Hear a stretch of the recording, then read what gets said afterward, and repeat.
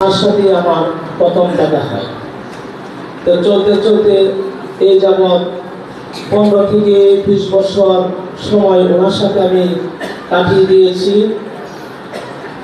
আমার কাছে অনেক সময় অনেক হুজুররা আসেন যে ভাই একটা প্রতিষ্ঠান করব, আমাকে একটু পরামর্শ দিন।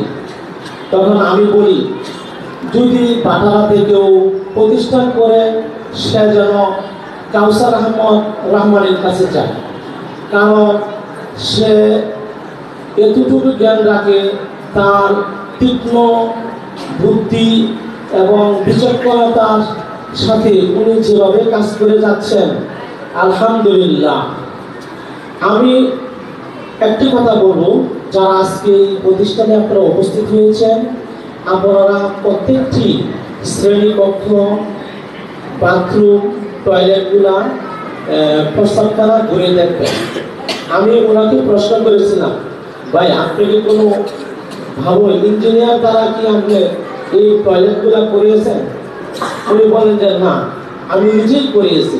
তা আমি দেখলাম, যেহেতু আমরা মাদ্রাসায় লেখাপড়া করেছি, বিভিন্ন প্রতিষ্ঠানে লেখাপড়া করেছি, করার কারণে জানতে পারছি অন্য অন্য মাদ্রাসায় কিরকম বাথরুম, কিরকম পরিসর, এটা আমার জানা আছে। এই জন্য আমি প্রশ্ন করলাম, বা এত সুন্দর। তা আমি যেটা মনে করি, উনি যদি জেনারেল লাইনে লেখাপড়া করতেন, ইঞ্জিনিয়ার লাইনে লেখাপড়া করতেন, তাহলে বাংলাদেশের মধ্যে শ্রেষ্ঠ ইঞ্জিনিয়ার হতেন। উনি যদি ডাক্তার হতেন, বাংলাদেশের মধ্যে শ্রেষ্ঠ ডাক্তার হইতেন। কারণ ওনার চিন্তা, ভাবনা, বিচক্ষণতা এই প্রতিষ্ঠানকে এই পর্যন্ত এগিয়ে নিয়ে আসছেন।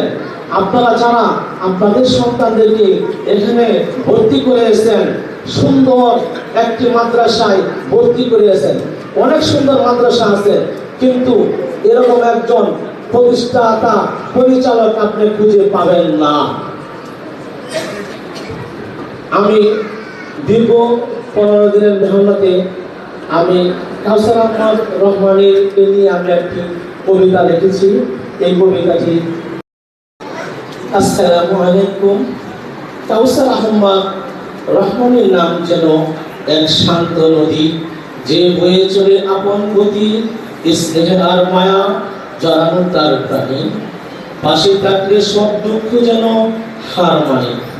কাউসার আহমদ রহমানী এক বট বৃক্ষ, ছায়া দেন স্নেহের, বিপদে তিনি পাশে থাকলে ভরসা দেন ধীরে। তার নাম উজ্জ্বল এক আলোর শিখা, পরিবারে আর সমাজে ছড়িয়ে দেন খুশির লেখা। এই কবিতা শুধু নাম নয়, এ এক শ্রদ্ধার অঙ্গ। কাউসার আহমদ রহমানের হৃদয়টা সত্যি অমূল্য। কাজী মাওলানা মোবারক হোসেন। আমি আর কথা বাড়াবো না, এখন আমরা মূল প্রোগ্রামের